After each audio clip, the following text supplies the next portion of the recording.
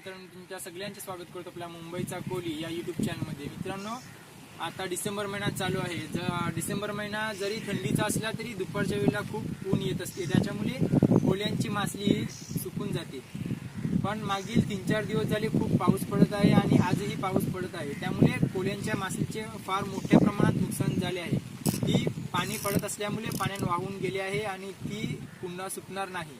चला मित्रांनो, आता पाहूया कोल्यांचे मासलीचे कसे नुकसान झाले आहे।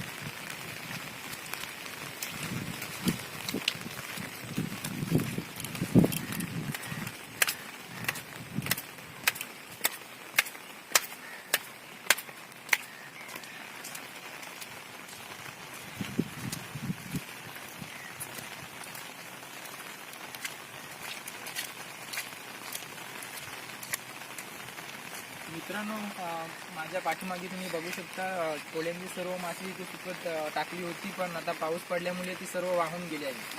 कोल्यांची मासली सुकवण्यासाठी ते सिमेंटचे स्लॉट म्हणजेच आपल्या गावच्या भाषेत ज्याला कोबा किंवा खली म्हणतात ते बनवतात। त्याच्यामध्ये पाणी जिरमत नाही आणि ते जोरात पाऊस पडल्यामुळे ते सर्व पाणी कोब्याच्या वरून वाहून गेले आहे। त्याच्यामध्ये जी मासली सुकत घातली होती ती सर्व ही वाहून गेली आहे। जाऊन बघूया ही मासली कशी आहे। तर मित्रांनो, तुम्ही बघू शकता कशी पाण्यामध्ये मासली वाहून गेली आहे। मित्रांनो, कोल्यांचे मेहनत किंवा असे दुःख कष्ट ते कधी लोकांपर्यंत पोहोचत नाहीत।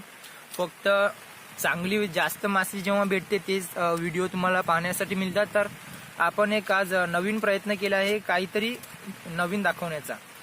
तर बघू शकता मित्रांनो, कशा प्रकारे पाणी जोरात वाहत आहे आणि त्याच्यामध्ये सर्व मासली वाहून गेली आहे। सर्व मासली ही खराब झाली आहे। बघा मित्रांनो, एकदम मोठा स्लॉट आहे, खूप एकदम जास्त प्रमाणात नुकसान झाले आहे। बघू शकता तुम्ही, सर्व तिकडे पाऊस आहे।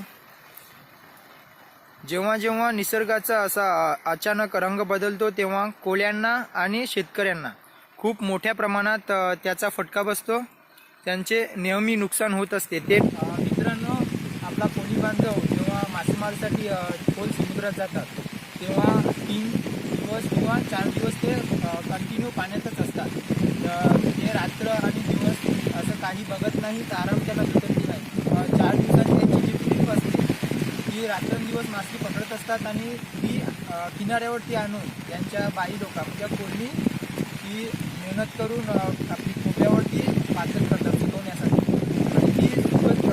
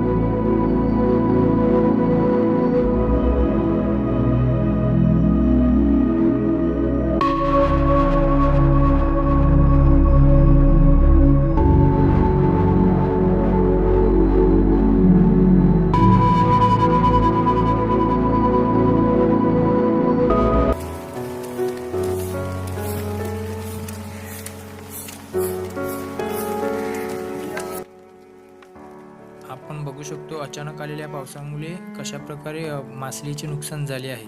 आता ही मासली परत सुकणार नाही, त्याच्यासाठी ही गोळा करून समुद्रात टाकण्यात येईल। मित्रांनो, हा व्हिडिओ तुम्हाला कसा वाटला ते कमेंट बॉक्समध्ये नक्कीच कळवा आणि असे व्हिडिओ पाहण्यासाठी आपल्या चॅनलला सबस्क्राईब करा। भेटूया पुढच्या व्हिडिओत। Bye bye.